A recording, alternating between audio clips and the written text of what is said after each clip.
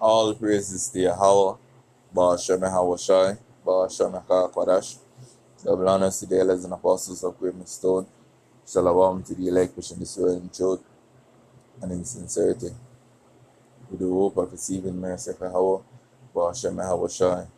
Yahweh is the name of the Heavenly Father.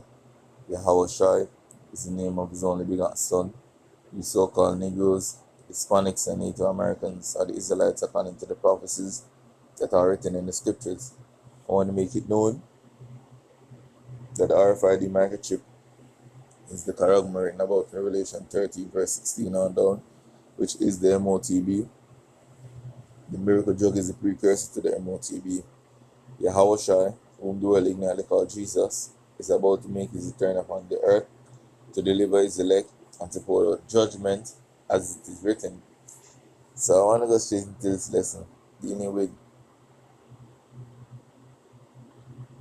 the Edens is coming to the understanding of who he really is, yo.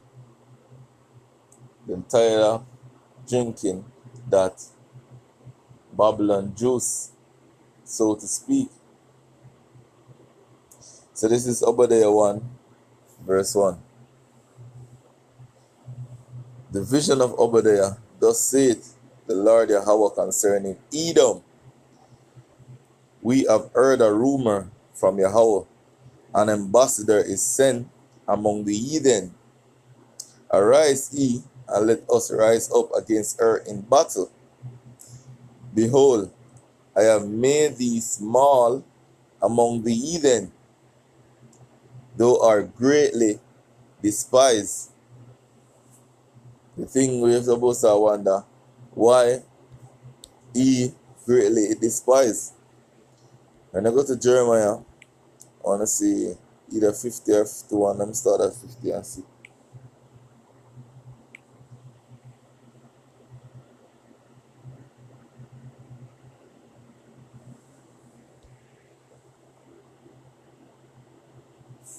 Alright, this is Jeremiah 51 verse 7. Babylon had been a golden cup in Yahweh's hand that made all the earth drunken, the nation of drunken of her wine.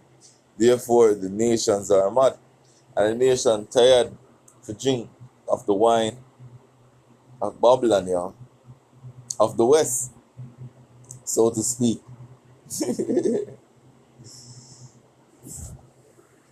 So right now the nations are mad. Revelation tells them drink of the fornication, you know. So going into this clip, because I see this clip, I have to laugh. Honorable Speaker, our laws are quite clear. Our penal code still has outlawed issues to do with homosexuality. Therefore, Honorable Speaker, it was absurd that a good number in the Supreme Court did find it fit to allow a habit or something that is already outlawed under our laws, that you could now allow people to associate. What happens tomorrow, Honorable Speaker, if all the pickpockets in our streets decide now that they have rights as pickpockets and they want to form the Association of Nairobi Street Pocket Thieves, or even robbers, bank robbers? Tomorrow, robbers may decide that we have certain rights under the Constitution, the right to association. But, Honorable Speaker, the Constitution also says that your rights are limited. The West has never been a moral authority. These are the people who came and enslaved us. And they came and colonized us. And they came and treated us like animals. And now they want to tell us to behave like animals. The next thing that's going to come up... Honorable Farah Malim, which animals engage in homosexuality? No, you're right. I'm sorry. I withdraw that bit. I withdraw that bit in the interest and the respect for the animal kingdom. The animal kingdom never engages in that. But the next thing they're going to tell us is that somebody somebody has a right, a man has a right to marry a woman. They want to tell us that a woman has a right, to marry another man, or a woman has a right to marry a woman. What do two women who are married do? What is there? God has created a man and a woman. It's there in all the Abrahamic scriptures. It's in Islam. It's in Christianity. It's in Judaism. If we allow them to take over our lives, we have allowed them for far too long for them to exploit us and to dehumanize us as human beings. On this, we will say no. If they're going to come up with travel, what do you call restrictions, keep your country, keep your cultures, keep your nonsense to yourselves. And I'm talking to the West in this case here. It is quite clear from our books that some of these things in LGBTQ are actually outlawed. And therefore, anything associated with those characters cannot be allowed to stand against the morals of the people of Kenya. Whether it's sodomy, whether it's lesbianism, whether it's queerness, whether it is anything that is outward practiced by these characters who say they have human rights. They may have their rights in private. And I'm sorry, I shiver and shudder when I imagine what they do in private, because it is totally repugnant, especially to us Africans.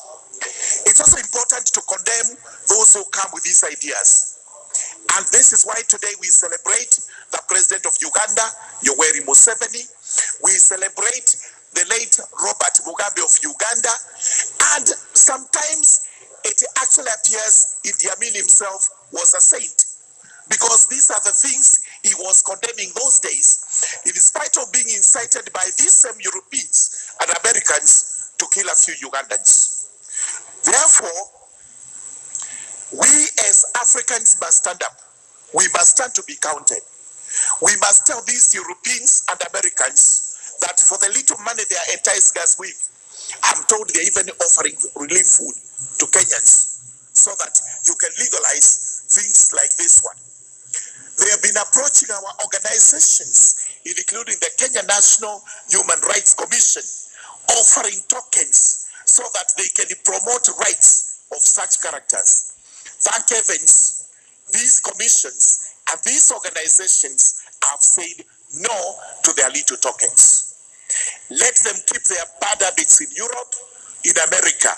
Let us as Africans keep what we consider to be morally upright and suitable for our society.